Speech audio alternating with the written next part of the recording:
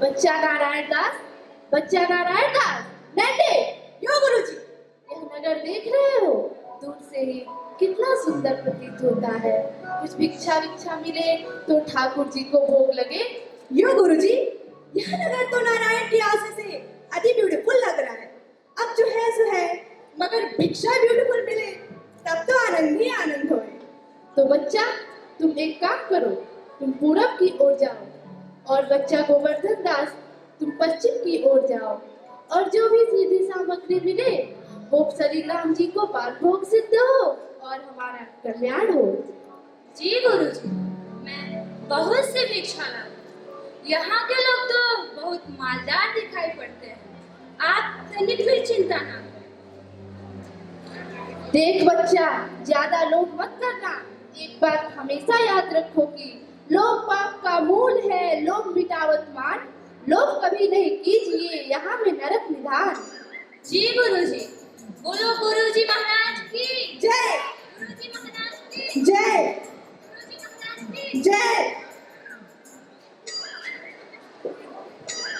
भाजी भाजी भाजी भाजी भाजी भाजी ले लो, भाजी ले लो, भाजी ले लो, भाजी भाजी। चला चला चला चला चला चला चला चला।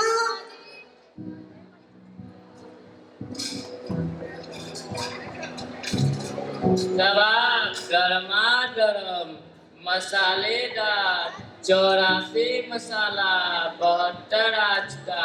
जो खाए सो ओठ चाटे, जो ना खाए वो जीभ काटे। ले कबाब का ढेर बेचार। गोले गोले रंग बिरंगे लाया हूँ मैं गुब्बारे, गोले गोले रंग बिरंगे लाया हूँ मैं गुब्बारे, लाया हूँ मैं गुब्बारे, लाया हूँ मैं गुब्बारे, लाया हूँ मैं गुब्बारे, लाया हूँ मैं गुब्बारे। गुब्बारे का ढेर बेचा टके से। वाह वाह। वो चना चोर गरम, वो चना चोर गरम, बापू मैं लाया मजेदार चना चोर गरम। वो चने बनावे खासी रात, इनकी झोली में दुकान। चना चुरमुर बोले, बापू खाने को मोड़ोले। वो चना चोर गरम, बापू मैं लाया मजेदार चना चोर गरम। वाह वाह। भाजी टकी सिर भाजी, भाजी ले लो, भाजी भाजी ले लो, भाजी टकी सिर भाजी। क्यों भाई, भाजी कितने से? बाबा जी, बैगन प्याज आलू खीरा सब टके से। 7 टके से? राशन ले लो टके से, चावल दाल आलू प्याज भी सब टके से। क्यों भाई बनिए, आटे कितने से टके से, और चावल कितने से? टके से, घी सब कुछ टके से। सब टके से? सचमुच? हाँ बाबूजी, क्या मैं आपसे झूठ बोलूंगा? जलेबियाँ गरमा गरम, घी में गरम चीनी में गरम। जो खाए वो पछतावे, जो ना खाए भी पछतावे। रेवड़ी गड़ाका पापड़ पड़ाका, ऐसी जात हलवाई जिसके 36 काम है भाई। सब सामान ताजा, खाजा ले खाजा, टके से खाजा। क्यों भाई हलवाई, मिठाइयाँ कितने से? बाबूजी लड्डू गुलाब जामुन जलेबियाँ सब टके से। 7 टके से? सचमुच? मस्करी तो नहीं करते? नहीं बाबूजी, इस नगरी की यही जान है। यहाँ सब सामान टके से ही बिकता है। अच्छा, तो इस नगरी का नाम क्या है? अंधेर नगरी। और राजा का? चौहान राजा। वाह वाह, बड़ा ही आनंद है। अंधेर नगरी चौपट राजा, टके से भाजी टके से खाजा, अंधेर नगरी चौपट राजा। टके से भाजी टके से खाजा। तो बाबूजी कुछ लेना देना हो तो लो दो। बच्चा, बच्चा 7 पैसे भीख में मिले थे, उसी से 3.5 सेर मिठाई दे दो तो गुरु चेले का भला हो। अंधेर नगरी चौपट राजा टके सिर भाजी टके सिर खाजा अंधेर नगरी चौपट राजा टके सिर भाजी टके सिर खाजा टके सिर भाजी टके सिर खाजा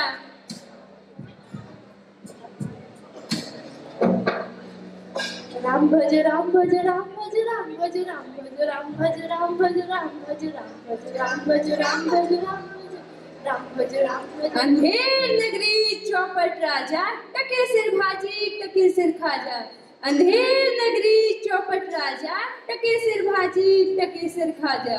बच्चा गोवर्धन दास बता क्या लाया है? मुझे गुरुजी कटनी महाराज। नहीं मालूम पड़ रही है। गुरुजी महाराज बड़ा माल लाया हूँ 3.5 सिर मिठाइयाँ। देखो बच्चा, वाह वाह वाह वाह, इतनी सारी मिठाइयाँ कहाँ से लाया? किस धर्मात्मा से भेंट हुई? गुरुजी महाराज 7 पैसे भीख में मिले थे, उसी से 3.5 सिर मिठाइयाँ बोल ली है। बच्चा नारायण दास ने तो मुझसे कहा था यहाँ सब टके से मिलता है, हमने उसकी बात का विश्वास नहीं किया। तो बच्चा एक बात बता, यह कौन सा नगर है और इस नगर का राजा कौन है? गुरुजी महाराज हमारी सारी जनता को पता है, आपको ना पता? यह है अंधेर नगरी चौपट राजा टके सिर भाजी टके सिर खाजा। तो बच्चा ऐसे नगर में रहना उचित नहीं है। क्या उचित नहीं? जब 2 पैसे पास हो तो पेट भर जाता है और नगरों में तो घूमने पर भी उपवास रहना पड़ता है। मैं तो इस नगर को छोड़ के कहीं नहीं जाऊंगा। देख बच्चा, मेरी बात मान, मेरे साथ चल, नहीं तो पीछे पछताएगा। मैं तो जा रहा हूँ, लेकिन इतना कह दे रहा हूँ, जब भी कोई संकट पड़े मेरा स्मरण जरूर करना। जी गुरुजी, आपकी कृपा से मुझे कोई दुख ना होगा महाराज। प्रणाम, मैं आपका स्मरण नित्य ही करता रहूंगा। राम भज राम भज राम भज राम भज राम भज राम भज राम।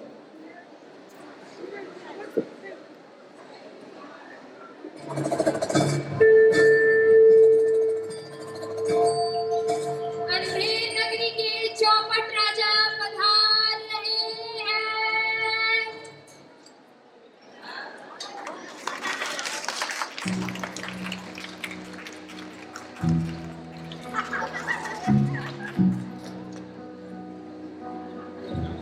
लीजिए महाराज, लीजिए महाराज।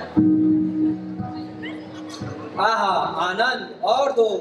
दुहाई है महाराज, दुहाई है। महाराज मेरा न्याय हो महाराज। तुम्हारा न्याय यही होगा और ऐसे होगा जैसे यज्ञ नहीं होता। बताओ क्या हुआ? महाराज कल्लू बनिए की दीवार गिर पड़ी, सो मेरी बकरी उसके नीचे दब के मर गई। महाराज मेरा न्याय हो महाराज, मेरा न्याय हो। मंत्री, कल्लू बनिया के दीवार को पकड़ लाओ। महाराज परंतु दीवार नहीं लाई जा सकती। तो दीवार का भाई बहन बेटा जो मिले उसे पकड़ लाओ। महाराज परंतु दीवार तो ईंट पत्थर की बनी होती है, उसका कोई भाई और बेटा नहीं होता। अच्छा, तो कल्लू बनिया को पकड़ लाओ। सैनिकों, कल्लू बनिया को लाया जाए। कल्लू बनिया हाजिर हो।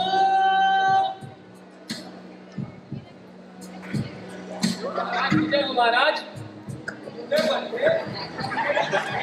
बताई कि चक्री कैसे बन गई? महाराज चक्री नहीं बकरी महाराज। हाँ वही बकरी। महाराज मेरा इसमें कोई कसूर नहीं। उस कारीगर ने दीवार ही ऐसी बनाई कि दीवार गिर पड़ी और बकरी मर गई। मंत्री, इस कल्लू को निकालो और कारीगर को ले आओ। सैनिकों, इस लल्लू को ले जाओ।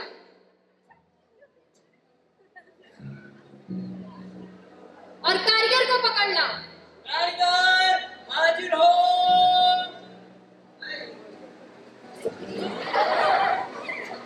क्यों रे कारीगर, तूने ऐसा दीवार क्यों बनाया कि दीवार गिर गया और कल्लू बनिया दब गया? महाराज कल्लू बनिया नहीं बकरी महाराज। हाँ वही बकरी।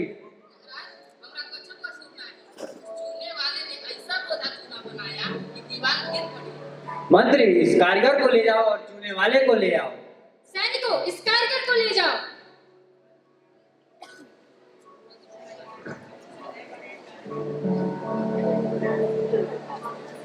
और चुन्नी लाल को पकड़ लाओ। चूने वाला हाजिर हो। महाराज की जय, महाराज की जय। क्यूरे खैर सुपारी चूने वाले, इसकी ककड़ी कैसे मर गई? महाराज ककड़ी नहीं बकरी महाराज। अरे यार वही। महाराज इसमें हमारा कुछ कसूर नहीं, वो बिजली के चूने पानी ढेर दे दिया, यही से कमजोर हो गई महाराज, यही से। मंत्री, इस कारीगर को ले जाओ और भिस्तिये को ले आओ। सैनिकों इसे ले जाओ और भिस्तिये को ले आओ। हाजिर हो। महाराज की जय हो महाराज।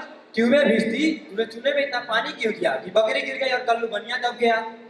महाराज इस गुलाम का कोई कसूर नहीं है, उसका साई ने मशक ही इतनी बड़ी बना दी कि पानी ज्यादा आ गया और दीवार गिर पड़ी। महाराज मुझका माफ करो महाराज, मुझका माफ मंत्री, करो। इस भिस्तिये को निकालो और कसाई को ले आओ। सैनिकों इस भिस्तिये को ले जाओ और कसाई को पकड़ लाओ। कसाई हाजिर हो।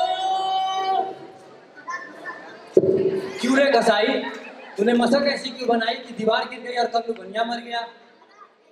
जगह पर मेरे हाथों ऐसी भीड़ बेची कि उसकी मशक ही इतनी बड़ी बन गई। मंत्री, इस खबीज के बच्चे को निकालो और गड़िए को ले आओ। महाराज सैनिकों इसे ले जाओ और करड़िए को ले आओ। करैया हाजिर हो। महाराज की जय हो महाराज, महाराज की जय। क्यों रे गड़िए, तूने इतनी बड़ी भेड़ क्यों बेची कि दीवार गिर गया और बकरी मर गई? महाराज इसमें हमरा कछु कसूर नहीं, कोतवाल साहब ने अपनी सवारी इतनी धूम से निकाली कि मैंने छोटी बड़ी भेड़ों का ख्याल नहीं रखा। मंत्री, इस गड़िए को ले जाओ और कोतवाल को पकड़ लाओ। सैनिकों इस करड़िए को ले जाओ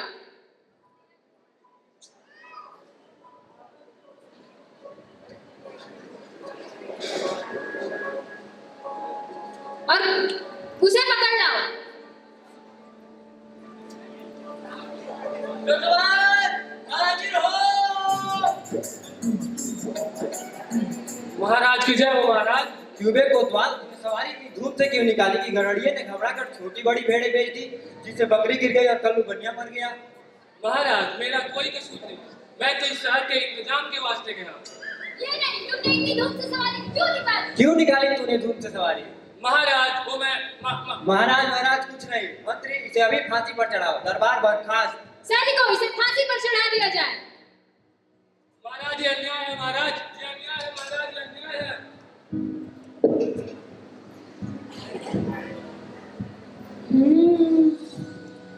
गुरुजी ने तो हमको यहाँ रहने से मना किया था, माना कि देश बुरा है, पर अपना क्या, अपन किसी राजकाज में थोड़ी न है जो किसी बात का डर हो। अपना तो रोज मिठाई चबाना है और मजे से आनंद उठाना है। चल बे चल, बाबा जी अब चलिए, नमो नारायण कीजिए। हैं? ये उफ़त कहाँ से आ पड़ी? तुम मुझे क्यों पकड़ते हो? मैंने तुम्हारा क्या बिगाड़ा? आपने बिगाड़ा या बनाया, इसके क्या मतलब? चलिए अब फांसी पे चलिए। फांसी? बाप रे बाप, फांसी? किस लिए फांसी? मैंने किसकी जान लूटी है? किसके प्राण हरे हैं जो मुझे फांसी दी जा रही है? अरे फकीरों से मजाक नहीं किया जाता। आप बहुत मोटे हैं, इस वास्ते आपको फांसी हो गई। मोटे होने में फांसी? ये कहाँ का न्याय है? जब कोतवाल साहब को फांसी देने का हुक्म हुआ था, जब मैं फांसी से पढ़ते चला गया तो फंदा बहुत नजदीक बना हुआ, छोटी वे टुकड़ा है, इसलिए हमने महाराज प्रेरण किया कि किसी मोटे आदमी को फांसी दे रहे, इस वास्ते तुमको ले जाते हैं।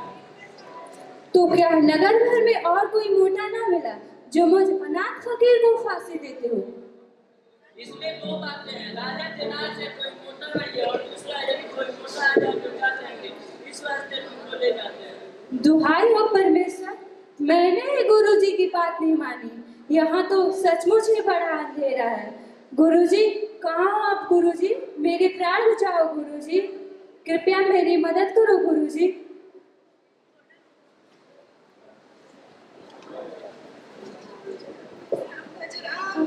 अरे बच्चा गोवर्धन दास, तेरी यह क्या दशा हो गई? गुरुजी महाराज, दीवार के नीचे बकरी दब के मर गई, सो इसलिए मुझे फांसी दी जा रही है। महाराज मेरे प्राण बचाइए गुरुदेव।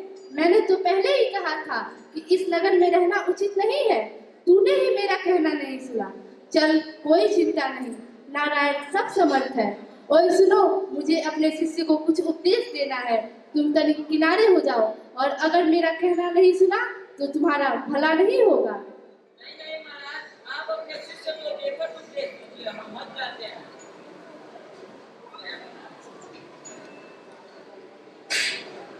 तब तो गुरुजी फांसी तो मैं ही चढ़ूंगा।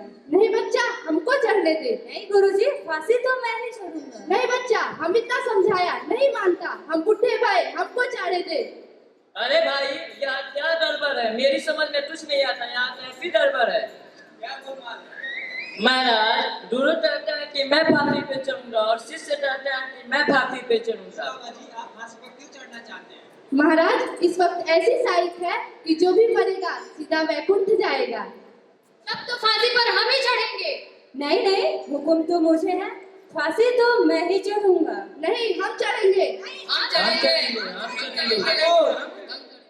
राजा को हाँ, बैकुंठ जाने का हक किसको? आपको। कौन चढ़ेगा? हाँ, सैनिकों, राजा को फांसी दे दिया जाए।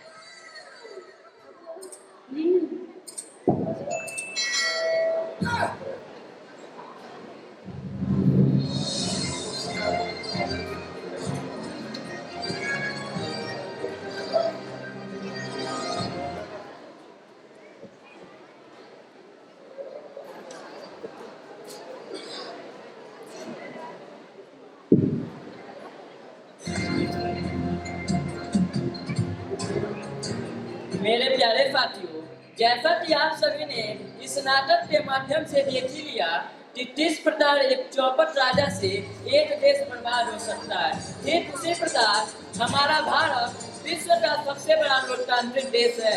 यदि हम अपने शासक का चुनाव एक योग्य व्यक्ति के रूप में नहीं करते हैं तो आने वाले दिनों में हमारा भी अंधेर नदी के जैसा ही हाल होगा। इस कारण हमें अपने देश की धरती पर एक योग्य व्यक्ति का चुनाव करना चाहिए। जय हिंद, जय भारत।